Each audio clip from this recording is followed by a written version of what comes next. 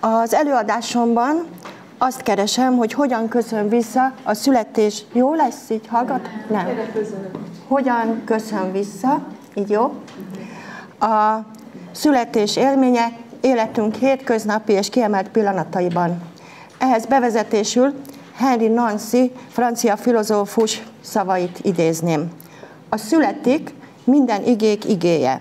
A zajlás kellős közepe, aminek nincs se kezdete, se vége. Az ige, amiben a jelenlét nélkül alakul a jelenlét. Semmi nem előzi meg a születést, és semmi nem haladja meg a születést. Mindig van, és soha nincs. Mondhatom, hogy a halál születik bennem? Mi mást is mondhatnék? A létezés örök születés. Idézet vége, és elmúlást tehetjük hozzá. Minden pillanat egyszerre keletkezik és múlik el minden pillanatban. A megszülető elválik a kapcsolat nélküli univerzális egység állapotából, hogy szeparálódjon, egyszer mint kapcsolódjon. Az önellentmondás, a paradoxon esszenciálisan feloldhatatlan. Nem születés vagy halál, szeparáció vagy egyesülés, test vagy lélek, megtartás vagy elengedés, hanem mindig együtt, egymást feltételezve. Nem emlékszünk a születésünkre, de a szülőnő, az alkotó ember emlékszik. Így jelenik ez meg a mesékben, teremtés történetekben. A továbbiakban néhány születésmesét idézek fel. Az egyik ilyen mese például a Holle-anyó, amit azért hívok születésmesének, mert a lány, aki halálra szánja magát a mostohájától való félelem miatt, kútba ugrik. És a kút mélyén egy virágos nyári mezőn találja magát, de a kút mélyen levő virágos nyári mező egyben ugyanaz, mint az égbolt teteje, ahonnan hull a hó. Tehát ebben a mesében a tél és a nyár, a fönt és a lent, a halál és az újjászületés, a kezdet és a vég itt ugyanaz, ugyanúgy, mint a jelen pillanatban. Nem véletlen, hogy Holle-anyó, azaz a germán mitológiában Hulda, az a nagy istennő és földanya, akihez úgy jut el az ember, ha a világ kutyán át lemegy a föld alatti világba. Hulda az életciklusoknak, a halálnak, a termékenységnek és újjászületésnek az istennője. A magzatkorban, újszülött korban meghalt gyermekek hozzátérnek. Ez a Holle-anyó jellegű mozzanat jelenik meg a csillagkultuszban is, a halottak lelke belép az alvilágba, és egyszer mint feltűnik a csillagok között is. Ezt a részletet utoljára az Oroszlán király című műben hallhattuk, szépen elmondva. Egy másik mesetípus az úgynevezett hazugság vagy bolondmesék. Ez tulajdonképpen túlvilági sámán utazást, felfordult világot ábrázol. A hős egyes szám első személyben elmondott kalandjai nonszenszek, abszurdak, ugyanakkor a születés attribútumaival vannak ellátva, és az az érdekes a többi meséhez képest, hogy mindig egyes szám első személyben hangzik, úgy, mintha egy gyermek keresné a születés titkait. Ilyen mesék például az Apám lakodalma, vagy az Égben járás keresztanyáért vagy keresztvízért. A következő típusú kalandokon megy át a hős. A mennybe vagy a halottak országába megy keresztvízért az apja kereszteléséhez, vagy tűzért az apja lakodalmához. Kötelen mászik le a mennyből, de ezt a kötelet elrágja egy kisegér, ő bezuhan a föld méhébe, ahonnan a koponyájával tör utat magának. A kút vize a nagy nyári melegtől befagy, és ez csak a jeget csak a koponyájával tudja betörni. Benyúl egy odúba kis madarakért, de a keze nem fér be. Ugyanakkor a feje befér, de aztán beszorul, és neki haza kell szaladnia, hogy a fejét kivágja egy baltával. Az inge alá teszi ezeket a madarakat, a földön pedig nők kiabálnak. Jézus Mária, sátán, hova repül ez a gyerek? Ő meg úgy érti, hogy azt kiabálják neki, hogy oldja meg az ingét, ő meg is oldja, a kismadarak kirepülnek, ő pedig megint csak bezuhan vagy a földbe, vagy egy nagy tóba, ahonnan annyi hal ugrik partra ettől a zuhanástól, amit az egész falu nem tud elhordani, de ő bizony elhordja a zsebében. És aztán végül a fiú mennyasszony tárcot jár a saját anyjával, majd egy évvel később megszületik.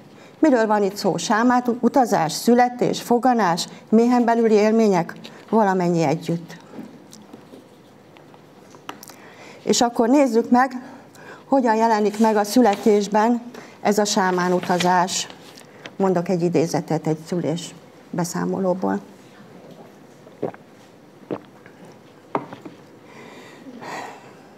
Még egyszer-kétszer próbált hozzám szólni, de én már képtelen voltam válaszolni. Sőt, dühös voltam, amiért hozzám szólt. Én már máshol jártam akkor, valami távoli bolygón, a testemen kívül, és mégis, érezve minden egyes kontrakciót, a testem minden porcikáját. Tudtam, érkezik kicsi lányunk, és ez érte van. Tágul. Szinte láttam is lelki szemeim előtt. Tudtam, hogy ez jó. Ennek így kell lennie. Eközben már dúdolni sem volt erőm, csak a légzésemet figyeltem. Beszívom, kifújom. Mindig ugyanolyan hosszan és ugyanolyan ütemben, és figyeltem, hogy egy izmom se feszüljön, csak a légzés létezett. Beszívom, kifújom, és a temérdek zakatoló gondolat. Arra gondoltam menet közben, hogy épeszű ember, ha tudná, hogy milyen, ilyet önszántából nem vállalna soha. És így fejezi be, nem én akartam, nem én nevettem, nem én táncoltam, és nem én véreztem, nem én sírtam. Csak hagytam, hogy így legyen, hogy sírjak, vérezzek, kislányt szüljek. Az a védtelen, kiszolgáltatott lélek legyek, aki sohasem lehettem azelőtt. És akkor itt elgondolhatjuk, hogy mi a különbség végül is a traumás és a gyógyító disszociáció között. Ez a legnagyobb különbség. A fenti példából láthatjuk, hogy miközben elválik a lélek és univerzális utazásra indul, azt mondja, én már valahol máshol jártam, közben rendkívül testies marad az élmény. A légzését figyeli, minden porcikáját érzékeli, talán úgy, mint soha. A traumatikus disszociáció ezzel szemben védekezésképpen érzéstelenséggel, érzékelés nélküliséggel, mozdulatlansággal, lefagyottsággal jár. Ferenczy Sándor, magyar pszichoanalitikus, így ír erről az univerzumba tett utazásról. Oda vannak távol a világegyetemben, ott, ahol vannak, nem létezik idő. Ebből a végtelenül távoli perspektívából nézve saját szenvedésük jelentéktelenné válik, sőt, megnyugodva belátják, hogy az egyénnek a szenvedést szükségszerűen el kell viselnie, amikor éppen az ő személyében találkoznak egymásnak ellenszegülő és egymással harcban álló természeti erők. Ez pontosan ugyanaz, mint amit a szülés alatt átélünk az egymással harcban álló természeti erőkkel kapcsolatban. És akkor mondok még néhány idézetet, ha megtalálom. Igen.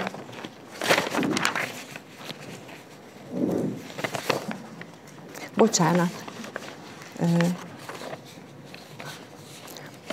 Jó.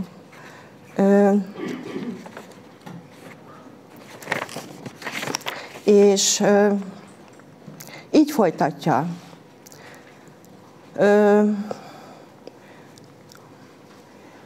Összefüggéstelen képeket lát és szavakat mond, úgy, mint I am a universal egg.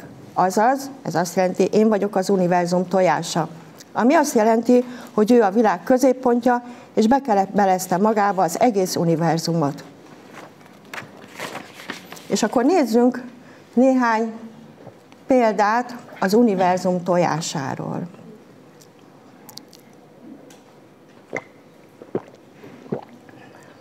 A kultúra hajnalán, az egyiptomi kozmológiában ez így jelent meg például. Ugyancsak azt a paradox elemet hordozva, mint amiről az elején volt szó. Az egyiptomi halottak könyvében ez így áll. Ré így szól. Az óceán szülte lélek vagyok. Fészkem láthatatlan, tojásom nem törött. Észrevehetjük a képen, hogy ez az egyiptomi rajz Réről milyen mértékben hasonlít a sejtosztódásnak egy mikroszkópikus ábrájához. Vagy a napvallásban a napisten tojást teremt, majd ebből a tojásból kell ki. Az egyiptomi Szent Szkarabeusz ugyanezt mutatja. Görgeti maga előtt a saját tojását, elhelyezi a nap belsejében, és aztán ebből a tojásból fog ő maga kikelni. Otto Rank sok más között ezeket a példákat idézi a Születés traumája című éppen 100 éves művében, amelyek azt a tudattalan vágyat jelenítik meg, hogy a kezdeti méhen belüli ősegységet ne szakítsa félbe semmi, valójában ne legyen születés, ne legyen teremtés. E vágy paradox teljesülését jeleníti meg például a töretlen tojásból való kikelés egy nem létező fészekben. A középkori Szent Hildegard von Bingen hasonlót tapasztalt extatikus látomásai során az univerzum tojását látta, aminek a szerkezete az isteni teremtés lényegét ábrázolja. Ugyanakkor, ha megnézzük Hildegard szentnek a rajzát, amit készített erről a látomásról, tökéletesen úgy néz ki, mint a női nemi szerv, ahogyan éppen a gát megkoronázza a világra jövő kisbaba fejét. És akkor, hogyha egymás mellé rakjuk ezt a két ábrát, tehetünk hozzá még egyet, mégpedig a medúza fő ábrázolását, ami a pszichoanalitikus gondolkodásban Freudtól kezdve több tanulmányon keresztül a félelmetes női nemi szerv, a vagina dentata szimbóluma. A medúza fő ebben az értelmezésben kettős jelentőségű, egyben életadó, másrészt pedig pusztító, destruktív. Nem érdektelen a traumatizáció szempontjából, ha felidézzük Medúza történetét. Medúza szép nő volt, akire szemet vetett Poszeidon isten, és ő Athéné templomában keresett menedéket az Isten elől, aki őt ott utolérte és erőszakot követett el rajta.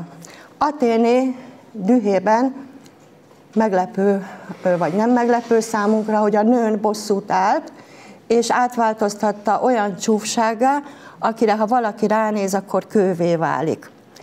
És Perszeusznak sikerült őt legyőznie, mert addig mindenki kővé vált a látványtól, mégpedig olyan módon, hogy Athénétől kapott egy pajzsot, ami tükörként szolgált, belenézett a tükörbe, meglátta saját magát, kővé vált, és így le lehetett vágni a fejét. És talán még egy mellék vonatkozása a történetnek, hogy Pegazus, a szárnyas ló, ennek az erőszaknak a gyümölcse, lépett ki a napvilágra, miután levágták a medúza fejét, és ez a Pegazus az a lény, akinek a patája nyomán fakad a költői ihlet forrása, tehát a traumatizáció és a kreativitás kapcsolata is ábrázolódik ebben a történetben. És akkor mutatok néhány műalkotást, ami az ókortól tulajdonképpen egészen napjaikig újra meg újra megihleti a művészeket, és azt mondhatjuk, hogy a traumatizáció története mutatkozik meg ezekben a művekben.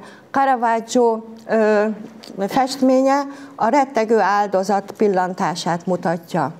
Fidiasnak ez a márványszobra pedig az élettelen halott állapotot mutatja, de ez is bonyolult, mert hiszen Goethe ezt mondja, hogy a halál gyötrelmes szépsége, ami ezen a szobron látható, oly mértékben elragadtatásba ejti, hogy attól kezdve kétszer annyira önmaga, mint amennyire annak előtte volt. Tehát megint csak az alkotás és a bántottság kapcsolata mutatkozik meg ebben, és a harmadik, amiről a történet szól, amilyen az elkövető arca. És akkor a Cellini szobrát azért hoztam ide, mert az tűnik fel számomra, hogy a két arc, a legyőzött medúzafő és a győztes hősnek az arca szinte egy az egyben egyforma, holott valószínűleg a szobrásznak lett volna módja ezt a különbséget megmutatni, de inkább az volt az eredmény, nem tudom, a cél-e, hogy egyformák. Tehát azt mondhatjuk, hogy ha a tükörben valóban meglátjuk saját magunkat, akkor ez a csúfság átváltozik szépségé és egy győzelmes pillanattá. És a továbbiakban egy olyan pszichoterápiás esetnek a részleteit mondanám el, ahol a medúza szintén megjelenik. A nőnek, nevezzük Máriának, a születését követően Mária súlyos depresszió állapotába kerül, gyötrelmesen szorongató halálfélelemmel.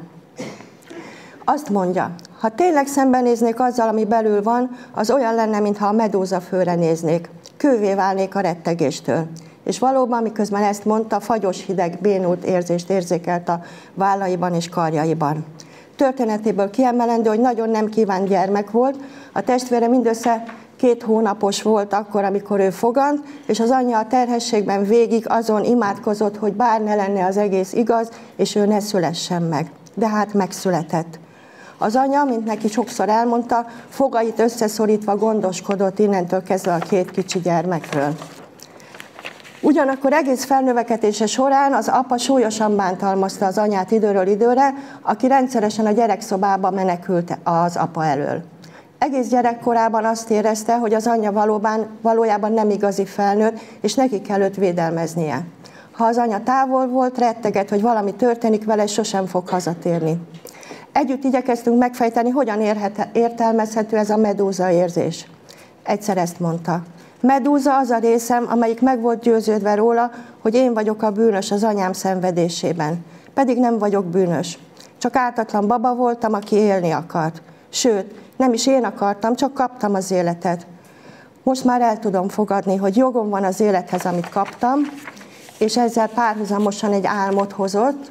Azt mondta, terápiába jön hozzám, a szoba valamilyen gyógyhelyé változik, ahol medencék vannak tele vízzel. Valaki kiemeli őt a vízből, és szemébe néz, azt mondja, jó, hogy itt vagy. Én megmondja, felsírtam. És akkor hát láthatjuk, hogy a méhen belüli élet korán sem mindig a paradicsomi hely, és a paradicsomi boldogság forrása, a szeparáció vagy elutasítottság élménye már ott is megjelenhet. És talán pont ide illik a címadó József Attila versnek egy sora, vagy egy szakasza. De az hol áll, hogy nézze, mint dobál halál, és még egyedül kelljen szenvednem. A csecsemő is szenvedi, ha szül a nő, párosként enyhíthet alázat. Ezt az alázatot sokféleképpen értelmezhetjük, most társadalmi méretben nézzünk rá, nem könnyű megtalálni, tekintve, hogy az ember születése magán hordozza a bűnbeesés óta büntetésként rárót vadságot. És akkor Julia Kristeva szavaival támasztom ezt alá, ennek a vadságnak az ábrázolása megmutatkozik ebben Székely Zsófi fordításában. Ezek a testnedvek, ez a beszennyezettség, ez a szaraz, amit az életnek alig és nehezen, de ki kell bírnia a halál részéről. Ott élő lényként állapotom határán vagyok. Az abjekció megőrzi azt, ami a tárgykapcsolatok előtti archaizmusban létezett, abban az ősrégi erőszakban, amellyel egy test elszakad egy másik testtől, hogy önállóan létezhessen. És akkor, ha még van idő, akkor az alázattal szemben van egy másik, sokkal erősebb civilizációs törekvés, a kultúra kezdete óta uralni, szabályozni, befolyásolni ezt a vad és nyers erőt. Foucault így ír erről a fegyelmező hatalomról, ugyan nem szülészeti vonatkozásban, de nagyon is illik a szülészeti témakörre is. A fegyelmező hatalom az egyént és a testet szabályozza, felügyeli és irányítja. A fegyelmező hatalom célja, hogy az egyéni életet, halált, munkát, gondot, örömöt csak úgy, mint az egyén erkölcsi és fizikai egészségét, szexuális gyakorlatát és családi életét szigorú felügyelet és ellenőrzés alá vonja, felhasználva az adminisztratív rezsimek hatalmát, a szakemberek tudását és a társadalomtudományok által felkínált ismereteket. Fő törekvése, hogy kitermelje azt az emberi lényt, akit engedelmes testként lehet kezelni. És akkor ismét Ránkot idézném. A születés traumájához kötődő eredeti kapcsolata miatt a férfi megpróbálja a nőt, és itt tulajdonképpen fogjuk fel úgy, hogy nem nemekről van szó, hanem irányultságról és hozzáállásról. Lefokozni, mert nőkre is lehet ez bőven jellemző. Lefokozni és megtagadni társadalmilag és intellektuálisan egyaránt, hogy ismét tudatossá válhasson a születés traumájának elfojtott ősemléke, vissza kell állítanunk a nők iránti a születési traumával együtt elfojtott tiszteletet, ami akkor valósulhatna meg, ha a nőt felszabadítanánk a nemi szervére mondott átok terhe alól. És akkor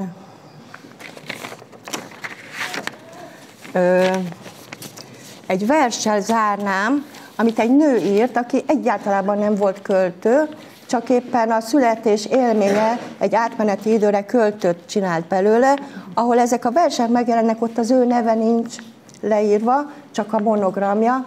A monogramja úgy hangzik, hogy VZ. Könyörgöm, fessetek színeket, villancsatok fényeket, leheljetek illatot, suttogjatok vagy üvöltsetek odaátról. Becsapás minden szín, fény és illat és hang. Egyedül képek nélkül, egyedül hangok nélkül, egyedül félelem nélkül, egyedül, mint még soha. Nem mosom ki a ruhám, nem fésülöm ki a hajam, nem szellőztetem ki a szobám, nem csukom be az ajtót magam után. Hagyjatok békén, békén hagytak. Ne bántsatok, nem bántottak. Ne szeressetek, nem szerettek. Szeressetek nagyon, nagyon szerettek. Első fájdalommentes kielégülés. A bőröm, a húsom, a csontom emlékszik, én nem. Romlott anya szült romlatlan gyermeket. Ez ajándék vagy büntetés a teremtőtől? Miért csak oda emelnek fejfát, ahol eltemetik az embert? Miért csak oda zarándokolnak és visznek virágot? Ahol fogannak és születnek, oda miért nem? Köszönöm a figyelmet!